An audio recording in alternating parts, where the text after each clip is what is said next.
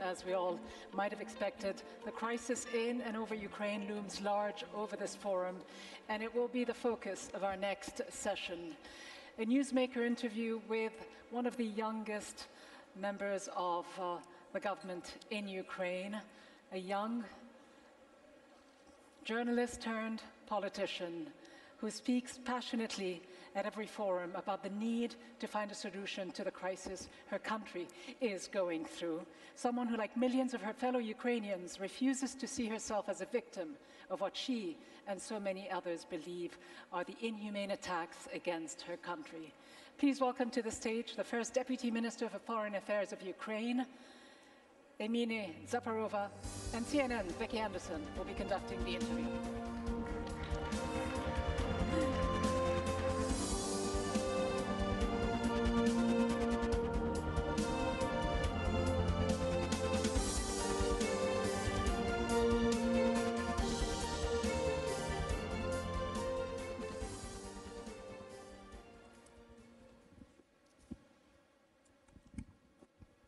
Hello, everybody. It's wonderful to be here. Thank you very much indeed to our hosts. What a start to the 20th edition of this forum. I'm so impressed at the lineup and at those who are attending, not least Emine, who is with me today. How are you? Assalamu alaikum rahmatullahi wa barakat. Greetings from Ukraine, actually. And this is exactly the question that I stand with, because it's quite difficult to really explain how I am. I've been in my country for a month, hiding in the bomb shelters.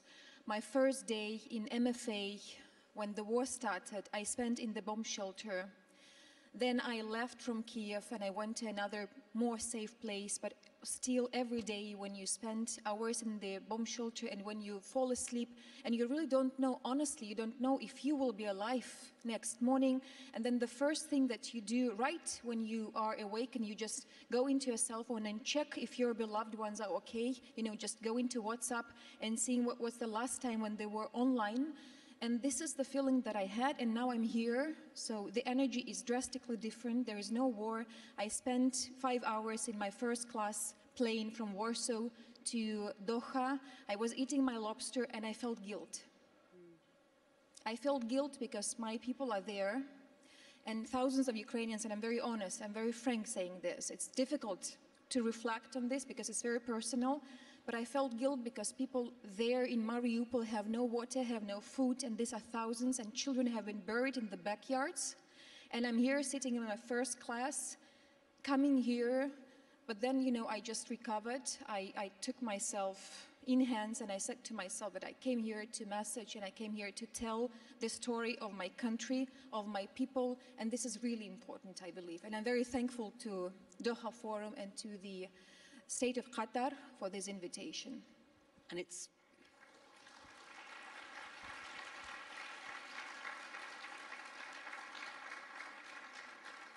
Emine, it's so important that you are here, and I know that everybody in this room wants to hear where you think things are at. You've just described the situation on the ground. It's awful.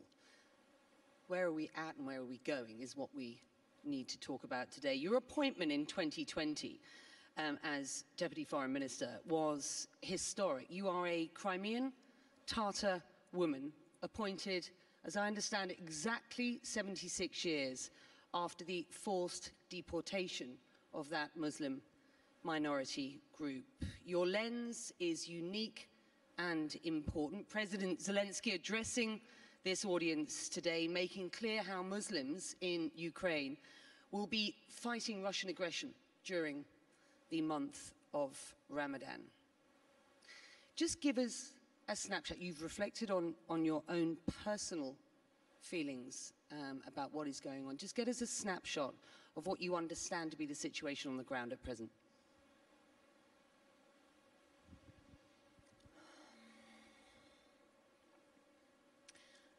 The war is really an awful thing.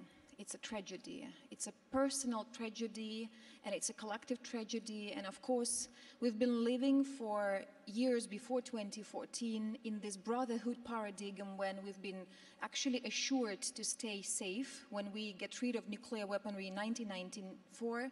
But then 2014 happened, actually, and I lived in Crimea as a Crimean Tatar. It's a Sunni Muslim entity that went through this awful history of deportation, of exile, when, as the result of this deportation, half of Crimean Tatars just died physically, and then decades during the Soviet period, they were fighting as dissidents for the right to live in their homeland, and right after the collapse of Soviet Union, they started to come back to Crimea, and then in 2014, again, Russia came, occupied the territory, and the first thing that they did, they started oppressing the indigenous population by squeezing out loyal to Ukraine Crimean Tatars, by bringing hundreds of thousands of Russian people to the Crimean Peninsula, and then back in 2014, when I decided that I could not handle with Russian rubles, that I could not live under the Russian flag, and I took my decision to go to Kiev and to fight for my people, I thought that this was the worst, but it was not, you know?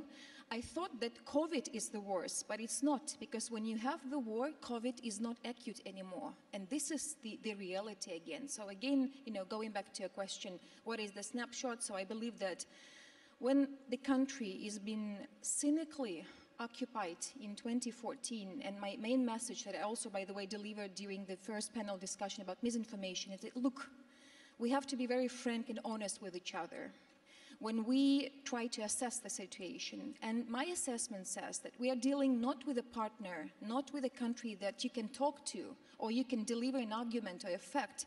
It's a perverted and maniacal way of thinking, because when the neighboring country has been attacked by using phosphor bombs, by using airstrike missiles, by bombing the maternity houses, schools, orphanages, ambulances, and civilian dwellings. This is about perversive way of action.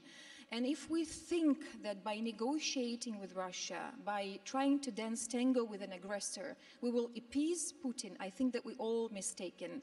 And I will take you back to the Second World War, to the edge of the Second World War, when Hitler, same, you know, maniac, I would say, and I'm very sorry for this comparison, but it's very evident for me.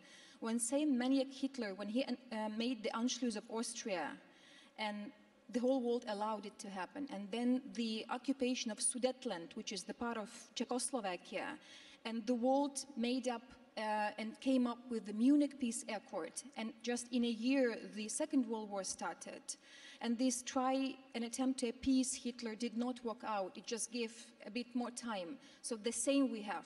I really think that Crimea and Donbass for Putin in 2014 is absolutely the same that we had with Sudetenland and Austria for Hitler. So my message is that if we were not able to stop aggression and evil as such, as a nature, in 2014, and if it's not stopped, it's bigger. And this war that we have in Ukraine is fully direct consequence of that, our inability of 2014. And let us think further. If we are not able to stop this war in Ukraine, what will be the next step? If we think that we can dance tango with Putin, I think that we are wrong. Emine, what do you make of what was a top Russian general's remarks just yesterday, claiming the, quote, first stage of Russia's military plan is now complete? Their primary focus, he says, is now centered on eastern Ukraine. What are the consequences if that is Russia's strategy at this point? And do you buy what's being said at this point? The first phase is over. I don't, absolutely. I know for sure that their initial plan of Russia was to take control over Ukraine in 3 days. It's called Blitzkrieg. It's, again, same parallel as we had with Nazi Germany. So the initial calculation and military calculation was that Ukrainian people will be happy, you know, meeting President Putin with salt and bread, putting the red carpet in front of the Russian troops, but it's not. It's a huge miscalculation, because hundreds of thousands of Ukrainians are ready to fight, are not ready to step back, and they are not ready to compromise. This is what we have. This is our reality and the moods. How long can they go on? And then the other issue is that if they have not accomplished their initial military plans, they are now regrouping. We can see that they are now trying to reconsider their positions. So we believe that their tactics so far goes to the occupation of the south and east of my country.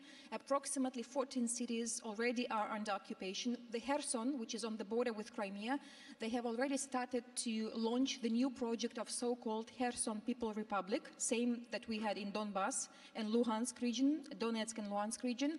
So I think that their tactics so far goes to this occupation of the eastern and southern part, and also the main and the most important, I believe, that also for Gulf countries because of the food security. I mean, we have Black Sea and Azov Sea, Mariupol ports at the Sea of Azov and Black Sea Odessa. So their tactics is actually to cut us off from the access to sea. But the thing is that half of wheat that you eat actually comes from Ukraine. And if we will not be able to bring and to deliver these wheat, cereals and other things, and oil, sunflower oil, what actually can we speak about and what kind of food security we can speak about? So I think that this is the main thing that we have to consider.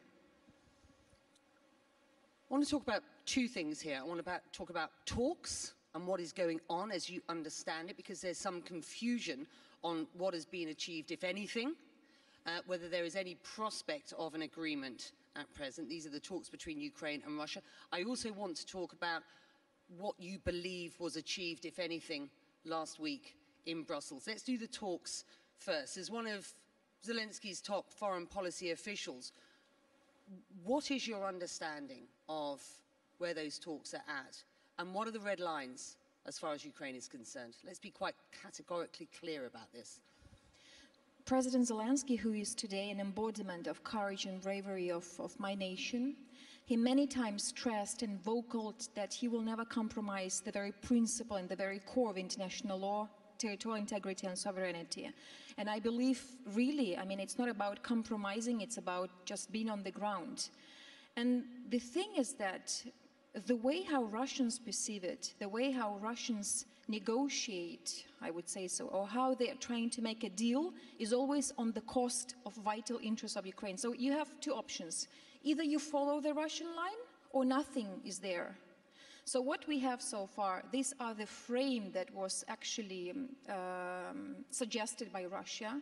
We have our own frame. So now the groups, we have two groups actually, the Belarusian group, which is the Russian-Ukrainian groups of negotiators, and then the other one that goes under the mediation of the Turkish Republic, namely Minister Çavuşoğlu, whom I met today this morning, and we also discussed our potentials, I would say. So this is to bring together these frames and just to check up if there is a potential. But again, as my president said, as my minister many times stresses, that we are committed to the peaceful resolution. I mean, it's normal, it's logical. Look, it's like if there are two countries, Russia is the largest country in the world, it's the second army in the world, and I think it's insane to think that Ukraine wants to fight.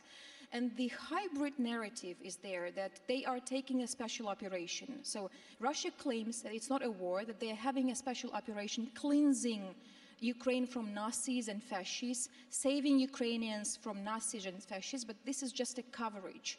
But at the sense, and as the core of this war and of this crime is actually the very question of our existence. Remember, President Putin had a long speech in a week before the war when he came with this historical context, explaining many things. And I think it was at that very moment when I saw his eyes, I knew that the war would start. So this was my personal moment of understanding. And today, if we see how they negotiate, I believe it's quite difficult to find any kind of resolution, because if the option is either to step back or to compromise your vital interests as territorial integrity, or nothing. So it's a question that everyone can ask. And I believe that, again, as far as we're trying to open up every single window that is there, we've been requesting many countries, including Turkey, including Israel. Prime Minister Bennett has also performed certain efforts. I know that some of the other world leaders also suggested their mediation. But again, we have to understand that at the other side, there is this wall named Russia. And this wall is something that you cannot push neither left or right, because they have their own perception of life and their own perception of war. And the question is for everyone, if it's possible to compromise. Is Ukraine prepared to compromise on the future status of Crimea and the Donbass regions? It's a very difficult question, but my president vocalized the answer to this question many times. He said that international law is important, rule-based order is important, and territorial integrity is the very basis and the very fundament of international law. So if someone suggests or thinks that we can compromise this issue, it means that we have no right for existence. And you know, the other thing that I really want to say, look, when the war started, everyone thought that Ukrainians would give up. This did not happen. We really had a huge line of Ukrainian men wanting to join the territorial defense units. I mean, these are thousands of people. We have over 100,000 of Ukrainian men wanting to join this territorial defense unit, which means that they are not ready to give up. And then any leadership is actually stuck between Russian position, which is very bold, you either take it or not, and then the population and the overwhelming majority of Ukrainian population is not ready to, let's say, compromise this very core of international law. My president actually raised the issue of referendum, so it's kind of today under consideration, I would say, but again, because of the martial law, because of the war, it's quite difficult to understand what is the technical way to have any kind of referendum. So again, for today, the mood is very concrete, is very frank, that people are not ready to give up. And for us, it's whether you win or you lose. The problem is, isn't it, that there need to be some sort of concrete steps taken in the short term in order to provide some opportunity for long-term peace. Turkey's president has said that he will urge Vladimir Putin to make, and I quote him here, an honorable exit from Ukraine by becoming a, quote, architect of peace, the architect of a peace deal with Kyiv. Is that possible at this point? Could you clarify the question? Possible the peace deal? Is it possible that Vladimir Putin could make an honorable exit from Ukraine at this point? To your mind? Look, again, Russian position was kind of grounded on huge miscalculation. They really thought that they would take control over Ukraine in 2-3 days. They were mistaken, dramatically mistaken. Over 15,000 Russian soldiers already have been killed on the Ukrainian soil. The second miscalculation that they did, they thought that the world would do nothing, that the same, repeat of 2014 would happen, that they will just occupy the territories, and again, this kind of few sanctions would be performed, but it's not. Look, have you ever seen this unprecedented level of unity that we see today, especially in the Western world? Over 200 international companies left the Russian market. 7 banks already switched off from the SWIFT banking system. Many countries have already performed full embargo on oil and gas. The sky has been closed for Russian airplanes, and this is something that they have been miscalculated. So my answer to your question actually goes that it's not possible to answer a question directly, because it will depend on the continuation of this unity and pressure on Russia, because their position should be kind of deterred, and their aggression should be deterred by this unity. And that leads me to my next question, which is an extremely important one. Both NATO and EU leaders met in Brussels. It was a frenetic week of sort of extraordinary summits last week. From your perspective, what was achieved? And perhaps more importantly, what wasn't?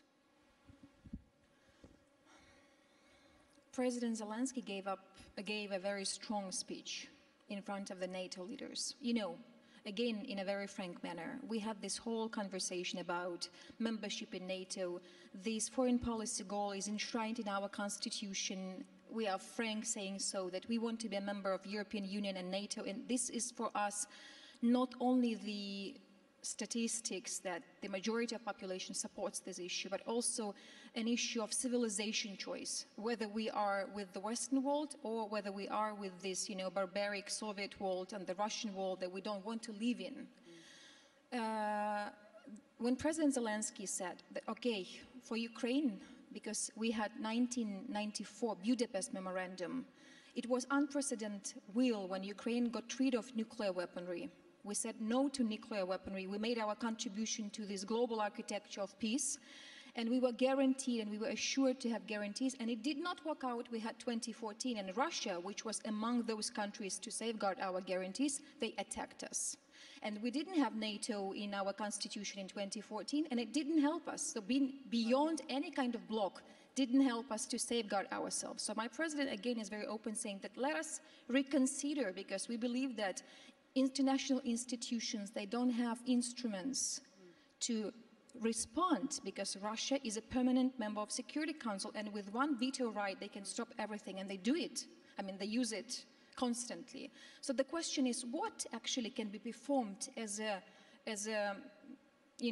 draft of these security guarantees? So we believe that it's P5 plus 2 countries, Germany and Turkey, and then there could be an agreement signed, and that the countries would assign to this agreement, and the logic behind would be the same logic that Article 5 of NATO Alliance Charter has, meaning that in case if Ukraine will be attacked, so these countries will have to protect Ukraine. So this is something that is now under consideration, discussion, as the suggestion of my country to have, well, not as an alternative, but at least understanding that NATO membership is a distance and there is no consensus among NATO countries, so we can suggest this frame.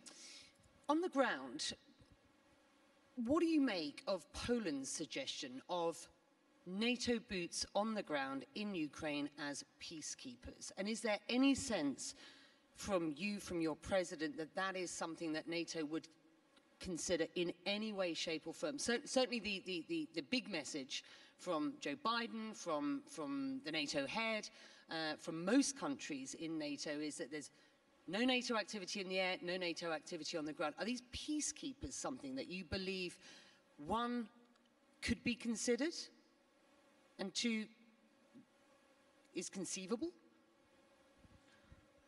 Again, in a very frank manner, the question is that, is there a scare? There is. Everyone is afraid of global war. Everyone is afraid of Third World War. Messages that we receive from NATO leaders, including President Biden, are about not willing to have this war, and a will to kind of try to find formula, not to have this war. But again, do we understand who Putin is? Do we understand that Putin is Hitler? Do we understand that by negotiating different formats, we actually, would not escape something that he has already in mind? When phosphor bombs, cover Ukrainian cities, when they hit schools and hospitals, this means something. And then if we go requesting, NATO countries to close the sky, and then, because we understand that our people are dying because of the bombs that are coming from the sky, and in this, absence of will to be perceived as, the countries that can support Ukraine, and thus Russia may be triggered to the world war, I think it's not the logic that should be followed here. The logic that should be followed here is actually the assessment of reality, that Putin is a pure evil, and you cannot balance with the pure evil. And then how long can actually the world witness the massacres that we have in Ukraine? President Zelensky was chiding the West this week for being, as he described it, a little too late. It's clear that many in the West didn't see this coming. Should they have done? And at this point, the clear concern is about any sense that this war will spill over. This is concerned by the West, that this war will spill over into any NATO countries, and the use of chemical weapons, which you're suggesting are already being used by the Russians, and the potential fear of nuclear weapons. Should the West have seen this?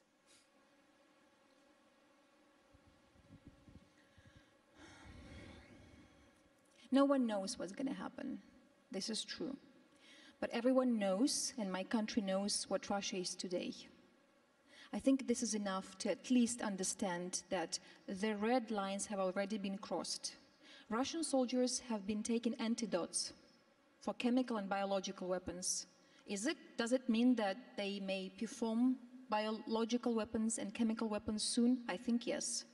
I mean, because we understand, I reflected today, this morning, a couple of days ago, I bought a coffee in one of the coffee shops, only the one that is available in the place where I stay.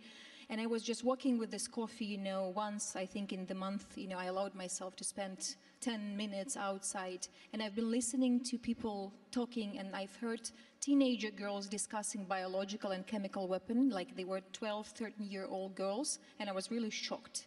So it's really the truth that we can be under this attack because of the intelligence service say that the Russian soldiers are having their antidotes. But the question, if this is happening, what will be the response of the Western world? And again, this goes to my previous notion that how long the leadership of countries will observe these massacres. And then the other thing is happening. Look, societies, I mean, people living in Western countries, they are pushing their governments from within to ban Russian, you know, gas and oil, because when you sanction from one hand Russia, but from another hand you pay millions of euros for oil and gas, so it's a detonating thing. And then the other thing, I mean, look, as far as there is no any formal and no one knows exactly how to treat this situation, everyone is scared of having the war, but I believe that something that was not an option a couple of weeks ago today is something that Western world demonstrates. So I think that the logic is here, is a step-by-step logic. And I believe, and I'm kind of, again, it's my subjective feeling that we will not escape the scenarios that are beyond the scenario that we have. And it's only a matter of time and understanding. And our message is, you know, our aim and our will is to deliver this message just for understanding that evil cannot be compromised. You're here at the Doha Forum today. We've run out of time, but I just want to put this last question to you. This is a meeting of some of the world's top diplomatic officials, some extremely important influences here. We've heard from the president of your country appealing for support. There will be representatives here whose countries haven't been as forthright in their support for the action taken to support your country. What is your message on behalf of Ukraine, on behalf of its future, on behalf of the people of Ukraine? And if you are concerned about this grinding on, how much worse does it get at this point?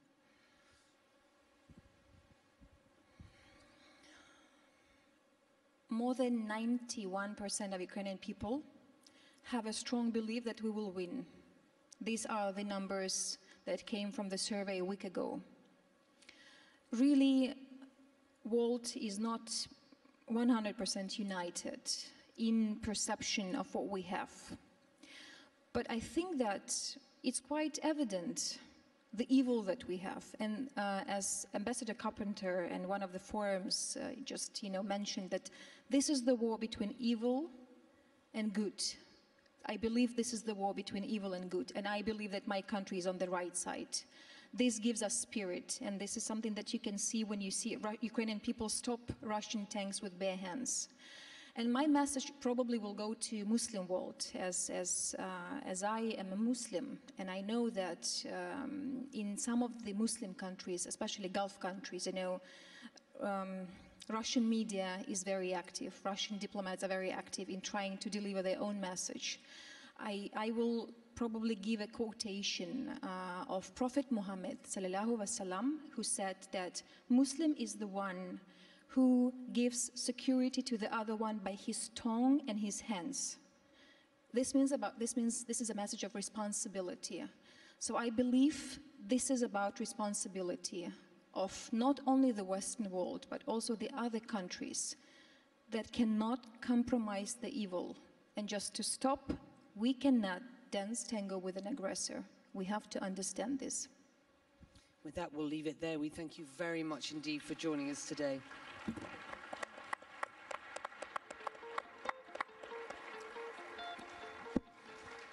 An unwavering message of resilience, of defiance, of steadfastness. Thank you very much to the Deputy Foreign Minister of Ukraine. Thank you, Becky, for this great conversation. A perfect place to end, at least for an hour or so to take a break once again here at the Doha Forum. We will meet back here at 5 p.m. We'll have 2 Newsmaker interviews, one with the Foreign Minister of Turkey and the other with the man who is tasked with delivering the 2022 FIFA World Cup here in Qatar, which is less than 8 months away. We'll also have a panel discussion on what next for Afghanistan, looking at the legacy of Western nations and their role moving ahead. We'll see you back here at 5 p.m.